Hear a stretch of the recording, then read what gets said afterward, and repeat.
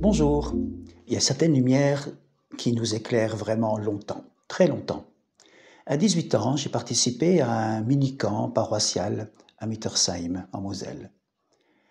Le matin, nous avions des temps de partage autour de la Bible avec le pasteur Henri Hartnagel, puis le soir des veillées. Et le samedi soir, autour d'un beau feu de camp. Alors on avait passé toute la semaine ensemble, partagé, discuté, joué, beaucoup d'amour, des projets, autour de ce feu de camp avec ce ciel étoilé, avec les paroles de la Bible dans la mémoire, un cœur ouvert, le temps de Dieu sans doute. En regardant ce ciel, une profonde assurance d'être aimé est venue en moi. Il y a eu comme cette rencontre entre Dieu, ce Père, cette force et cette douceur, et moi. Une rencontre, une profonde assurance d'être aimé, une profonde conviction d'être unique et de compter pour lui. Tout s'arrête. La profonde confiance d'être estimé, d'être honoré, d'être estimé aux yeux de Dieu. Et cette voix profonde en moi, Daniel, tu es mon fils bien-aimé, je t'aime. C'est ce que dira Paul, à sa façon.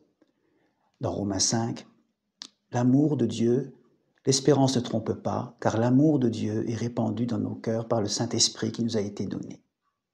Alors c'est difficile de mettre des mots sur cette expérience de force, de douceur, une vraie déflagration, une bombe de douceur et d'amour. Et pourtant ça a continué pendant des années. 40 ans plus tard, j'en parle encore. Pourquoi ? Parce que l'assurance de l'amour de Dieu fait que je n'ai pas à rechercher l'approbation des autres. Je suis aimé. Dieu pose ce regard sur moi, je n'ai pas besoin de chercher le regard des autres, tout ce que l'on fait pour être estimé, d'être aimé, d'être, comme si on dit, regardez-moi, aimez-moi.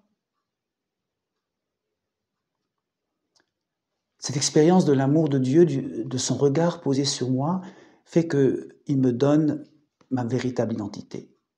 Qui suis-je ? Qui es-tu, Daniel ? Qui es-tu ? Je ne suis pas d'abord le pasteur David Lafenche, je ne suis pas d'abord le mari de Violette, je ne suis pas d'abord le beau-père de Julien, le fils de Henri et d'Élise. Je suis d'abord et en premier enfant de Dieu. Et cette parole me donne une stabilité, une force, une parole qui me guérit et qui me libère profondément. Et enfin, cette expérience forte de l'amour de Dieu, cette soirée-là, m'assure que mon passé est réglé. Le pardon de Dieu est là. La présence de Dieu est là chaque jour. Et son amour m'attend. Bientôt. J'aimerais vous laisser pour ce temps de l'Avent la promesse d'Ésaïe 54 avec comme support cette lumière, un cœur éclairé, illuminé. Ésaïe 54, Dieu dit, même si les collines venaient à s'ébranler, même si les montagnes venaient à changer de place, l'amour que j'ai pour toi ne changera pas. Et l'engagement que je prends d'assurer ton bonheur reste inébranlable. C'est moi le Seigneur qui te le dit, moi qui te donne ma tendresse.